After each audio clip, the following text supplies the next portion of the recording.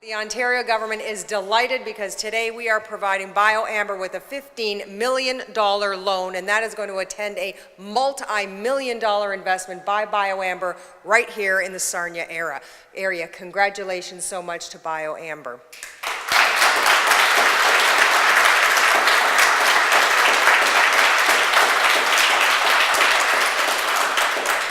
There aren't too many announcements that I make in Ontario through economic development and trade that have me standing in front of a bale of hay. So there must be a story here. But let me tell you that Bluewater Chemicals, subsidiary of BioAmber, will be setting up the world's first commercial-scale biosuccinic acid plant. Well, thank you. Obviously, I'm not the scientist guy here on this side, but more on the financing and bringing everything together to get a project there. Mary, thank you very much for the introduction. Minister Pupatello, as you're leaving politics, you know, after a speech like that, there's always a place in our organization for somebody that can make speeches like that on that. So thank you very much. And then, Mary, thank you also well for your opening comments. Thank you, Ruth. So. After a long period of time, BioAmber is very pleased to announce that we have chosen Sarnia as the location of our first commercial bio-based succinic acid plant. So we're delighted to be here.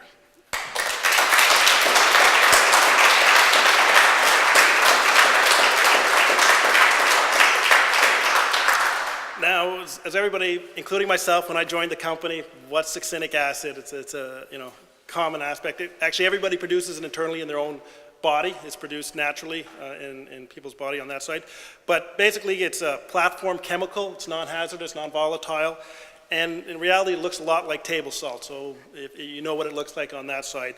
And we call it is a platform chemical that is used in a wide variety of end products. So from fragrance and cosmetics and pharmaceuticals, all the way to polymers, plastics, non-corrosive de-icers, which for roads or for airports on the runways, we think there's going to be a dramatic change on that side.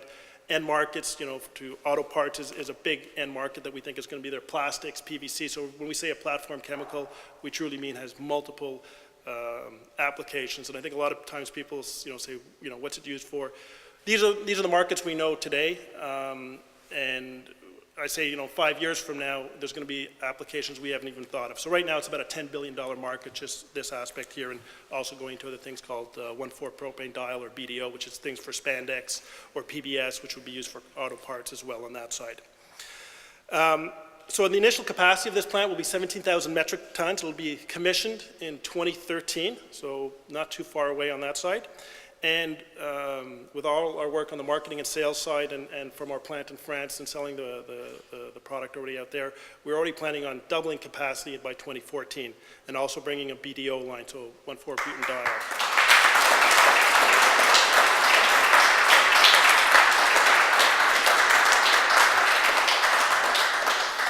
So I would say, you know, BioAmber, our goal really is to make the equivalent chemicals that are made through the petrochemical route today. We try to make them less expensive with the same or better quality.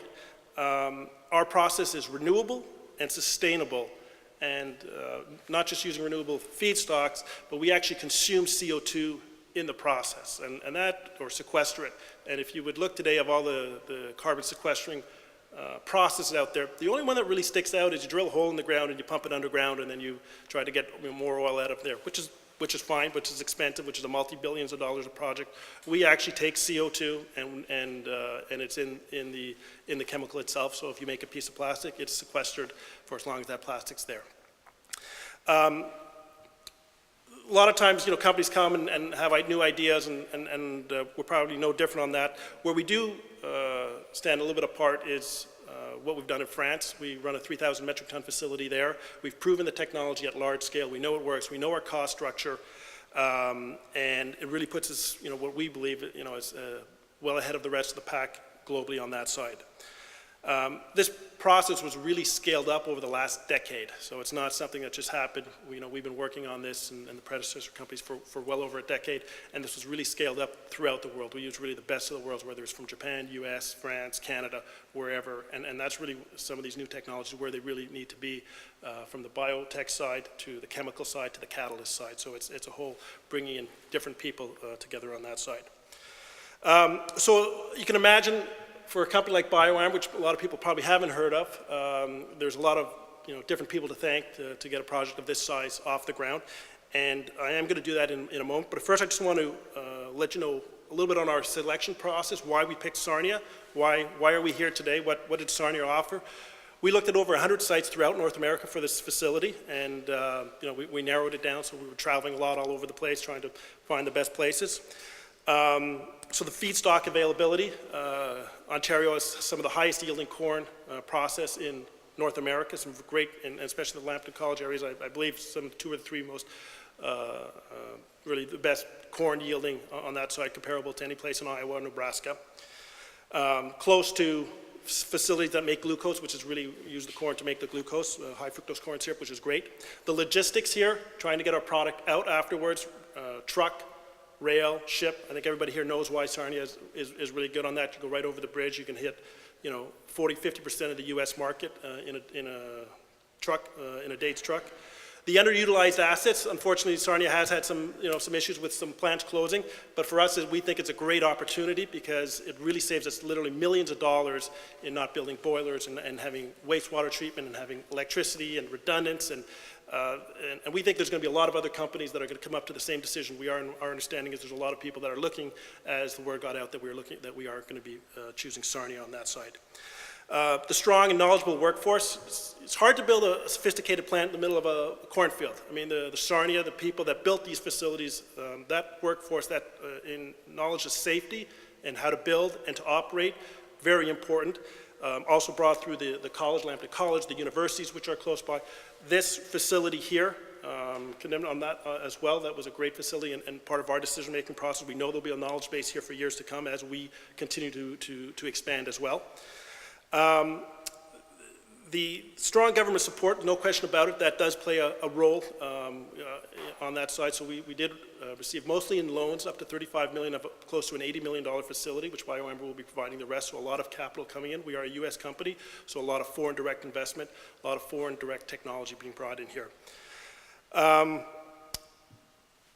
I do have to thank some people in particular. Minister Pupatello from MEDT and their support in that loan was instrumental on that side. So we thank MEDT for that support. I also want to thank the people at MEDT. Special thanks to Ann Waddell, who's worked very hard over the last 8 months helping us through this process and a very strong due diligence process, which we are in complete favor for any government organizations on that side. So we're great on that. I would like to acknowledge Pat Davidson here as well, and her office, and Benjamin Martin as well, and all the work he did, and yourself to help pushing through this, again, provincially, federally, both levels, and obviously the local support. Mary McLaughlin, who was the first supporter from Sustainable Chemistry Alliance, and putting in a small loan for that, and it really helps to get that first one over the hump. It's always the hardest to get the first in, so he has a very knowledgeable board from Dow and DuPont and people from Lanxess, who really understand from the chemical industry what it's going to mean and how that's going to shape the new world going forward. So we thank you very much for that, Murray. Mike Bradley, the mayor, and Steve Arnold from the local side, we will be counting on you more and more as we're going through the permitting process. So, I have your numbers, and I've used it, and we'll continue to use it going forward. So, but thank you for your support. Don McCabe, Ontario Federation of Agriculture.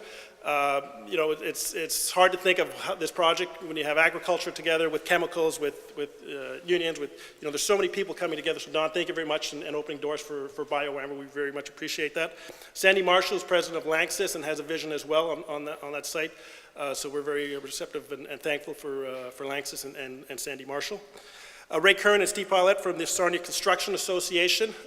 Want to thank them for their support and also understanding, new jobs coming in. And so it's 40 full-time jobs and 150 construction jobs. So that's great for everybody as well. And again, that's just the initial phase. George Millay from the Economic Development, who helped us navigate through some of this process as well. So that's great from the local aspect. And we're just really looking at this as it's good for Sarnia, it's good for Ontario, it's good for Canada, and it really is good for the world at the end of the day on that side. So we're going to be looking to make chemicals a new way, a better way. Currently, we're in the environmental assessment and the permitting process. So work already has started, and we've already engaged people to do that work. And I guess just in closing, I'd like to to thank everybody for coming here, and more importantly, we'd like to see everybody turning out at the groundbreaking ceremony, and much more importantly, at the opening of our plant in 2013. Thank you very much for everybody.